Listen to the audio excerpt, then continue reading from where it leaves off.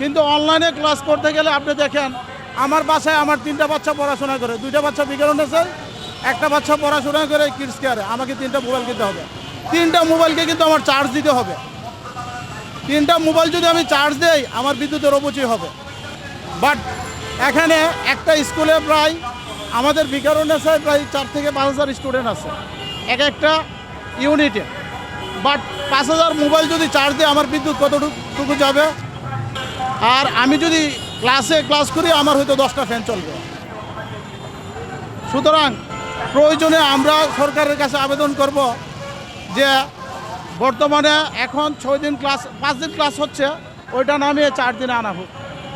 আর online ভিত্তিক শিক্ষা ব্যবস্থাটাকে বন্ধ করা হোক। এখন প্রত্যেকটা বাচ্চার হাতে যখন আমি 2 মিনিট ক্লাস করে আমি যখন গিয়ে দেখি হ্যাঁ সে কোচিং করবে, আবার 2 মিনিট পরে এখান থেকে বের হয়ে গেছে ক্লাস থেকে।